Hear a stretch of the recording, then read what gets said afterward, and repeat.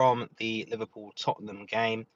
Unfortunately, I had to sit in the Spurs end, but there we go. I managed to get away with it, and I didn't really have to hide too much after a dismal performance. Liverpool losing for the second time this season, um, following the obviously loss in the league away to home, sorry, to Nottingham Forest. So yeah, my thoughts really on the game. I've obviously never been to this one. I'm only in Bedfordshire, so it was a nice easy one for me to get to. Um, and yeah, I enjoyed the trip down. The stadium is fantastic, really nice. I think that's something that Liverpool maybe have missed out on, a purpose built stadium. Um, just feels a bit more modern, bit bigger, a bit more room, purpose built. Whereas Liverpool's is obviously lovely, apart from the leak that we had against Man United at the weekend. But yeah, I just think maybe we could have looked at building a purpose-built stadium on Stanley Park potentially, rather than redevelop two sides of Anfield, and we're now stuck, unable to develop the other two any further. So that's a shame, but maybe a video for another day. In terms of the actual game itself, I went into this game pretty confident, having won 6-3 just 2 weeks ago or so. Very similar teams, to be honest with you. I was expecting maybe, a few changes. I expected Keller to potentially play in goal. I thought Simicas and Bradley would both start, which they did. Quansah and Van Dijk, again, I thought would start the game. I thought Endo might start in midfield and Elliott potentially as well, but Gravenberch, McAllister, and Jones all kept their place. With Jota coming in, I thought Nunes might get a nod, but Jota, Gakpo, and Salah. So Diaz was the one to miss out. So a very strong Liverpool team with Accrington Stanley on the weekend, obviously coming up. You could afford to kind of go a little bit, stronger in this particular game. So yeah, I was pretty happy. With the lineup, obviously having gone, it was my 10th Liverpool game or so live. So I've been quite fortunate to never see them lose and always see them score. So obviously today was was unfortunate. Hi Mohammed, thanks for watching. Hi Edward, Edward's playtime. Hopefully you guys obviously have put up with my absence for quite some time. I really enjoyed doing Southern Scouser, and I did do the Red Sea podcast for a year or so with Thiago's father. But yeah, thought I'd get back on, and having gone to the game, share my thoughts straight after the match. But thank you for joining in, guys. Anybody that wants to comment or contribute, feel free to do so, and I'll read out any good comments. But yeah, getting back to the lineups, obviously Spurs, they've got their new goalie in goal, so I'm thinking, okay, brand new, only been here a few days, debut. It's pretty big debut, playing at home to Liverpool. So I thought we could, have a bit of fortune, bit of luck there.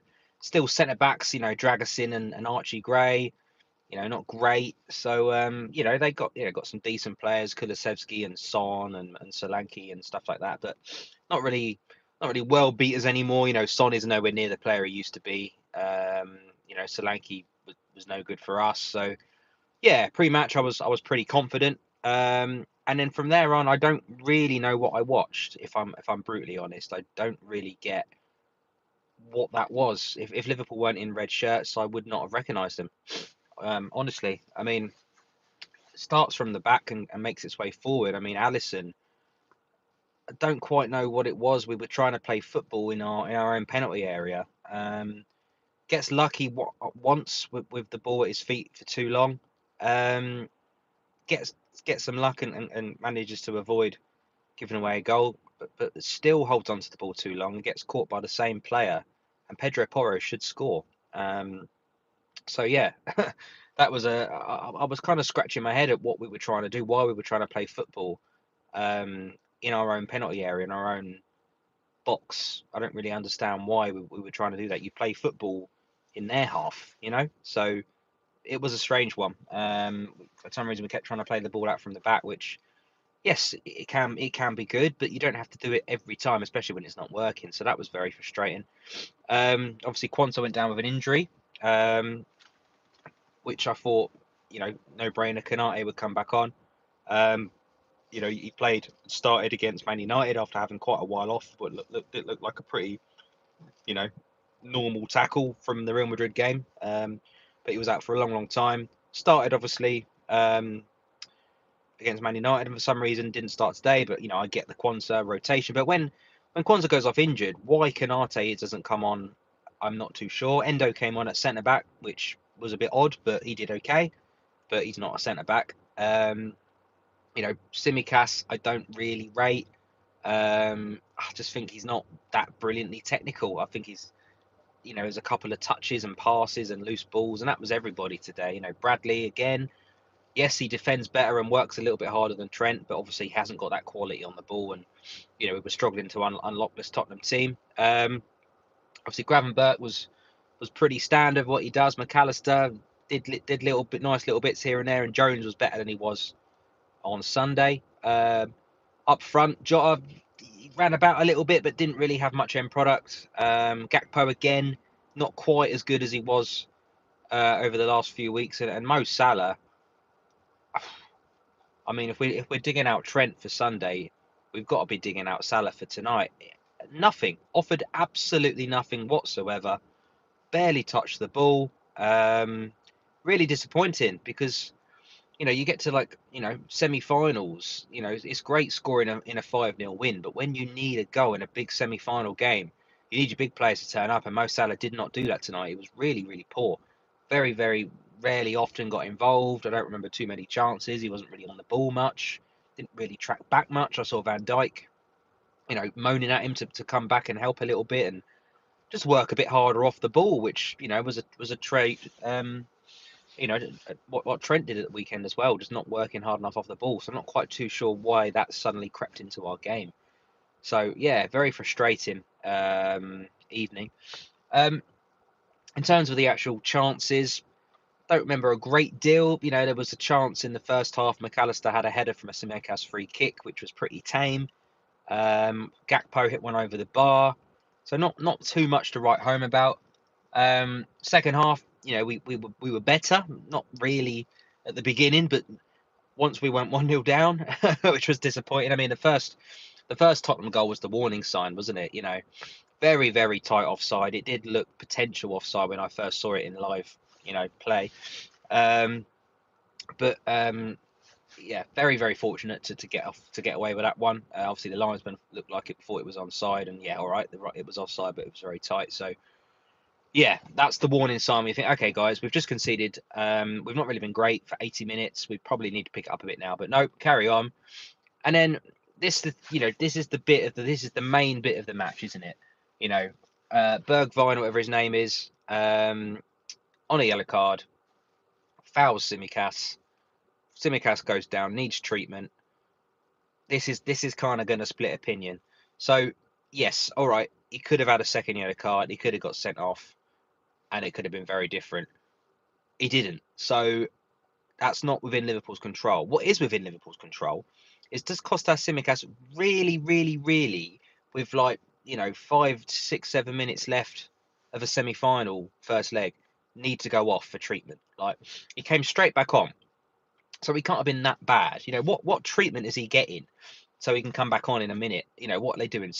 Putting a water bottle on his ankle, spraying some magic spray. What is it that he's getting that's going to improve him? You need to think, right, okay, do I really need Tsimikas to come off with 3 minutes, 10 minutes left of a semi-final? Slot should be saying, no, you can't come off. We can't afford you to come off right now. How are you really that injured? Because if you're really that injured, you won't be coming back on straight away like you did. So the left back comes off. The guy that does the tackle stays on, which isn't in our control. Tsimikas coming off is. First thing let them do is slam it down the left-hand side where we've got no player. Konate comes across, having been only really getting into the game for the last 10, 15 minutes. He'd only just come on, pretty much. And gets absolutely bodied by Solanke. Van Dijk's a little bit in no man's land. And yeah, it's a good finish from the player. And once we go 1-0 down, we decide to actually start playing some football and actually start trying to score a goal. And we had some chances. Trent off the line, and Nunes was unlucky with a chance. And Diaz started playing better. And it was just so too little, too late. I mean, it's really, really disappointing. Obviously, the best thing is it's the second leg's coming up in a month or so, and we've got the chance to turn it round. But following on from a really disappointing result on Sunday with Man United, a game which we should be winning, into a game where we've just beat this team and very, very similar personnel on both teams, 6-3, to then go and lose 1-0 is just not really acceptable. I mean, all right, it's the Carabao Cup. It's not the end of the world. It's not the major trophy that we're looking for this season. But momentum is a big thing. Winning the Carabao Cup like we did last year, it's a good thing to get. It's a good thing to defend. Um, and going into the busy part of the season now. We've got the FA Cup starting, the Champions League's finishing off and going into the knockout rounds. Premier League's going to start getting crunch time. We've got Forest next Tuesday. That's a huge game. We don't want to go into that with not very good form, and unfortunately, we're probably going to. Hiya, Gabriel. Um, we've got Action Stanley at the weekend, and let's be honest, Van Dijk isn't going to play, Salah isn't going to play, Alisson isn't going to play. So, the main first team is going to go into that Forest game, having drew with Man United in a game where they should have won and they were poor, and lost to Spurs where they were poor. So it's not ideal preparation for a big game away to Forest, who are joint second or third on goal difference or whatever it is. So yeah, not great. I was expecting a hell of a lot more. They've ruined my streak. I've seen them undefeated, about 8 wins and 2 draws. Always seen them score. So that was always going to end at some point. My last game was West Ham away, 5-0, which was a lovely one. So yeah, I can't be too lucky all the time. But yeah, really disappointing performances all round. I mean, it was one of them on Man United game where for us not to win that game, we had to have 7 or 8 guys having a bad day. And today was the same. Was there anybody really that shone? I mean, Trent came on and was better than he was on Sunday. He was a bit more creative than Bradley. We needed a goal. He did give the ball away again at times, but they were all doing it. We couldn't string 2 passes together. That was what was so frustrating. I couldn't quite believe what I was watching at times.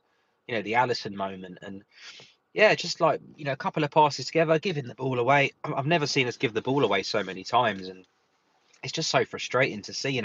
Tottenham aren't a great team. They're really not. They weren't particularly great tonight. They should have won by a few goals the way Liverpool performed. But they're pretty average. We let them win this game. That's what's disappointing. Losing the game isn't the end of the world. It's 1-0. We've got a second leg to come. I can deal with that. But the performance is what was really frustrating. I did not recognise my team. Following on from a really bad performance on Sunday. And yes, all right, it's not all doom and gloom. We're top of the league. We're 6 points clear. We've got a game in hand. Yes, we've got Forest coming up away, which won't be easy. But hopefully we can go a little bit of a blip, not the end of the world. Can we turn it around? We can beat Tottenham 2-0 at home, or potentially go to extra time or penalties, whatever it does. Hopefully we go and get a win against Forest and don't slip up against Accrington Stanley, which would be a little bit embarrassing. Excuse me.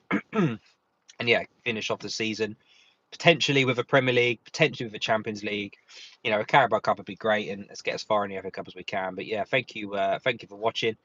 I'm going to try and do a few more videos again because I have missed doing this. I did have a whole setup at home with the computer and the camera and the microphone and everything else. But yeah, shit happens in your life, unfortunately, and you move and you change where you live and what you have.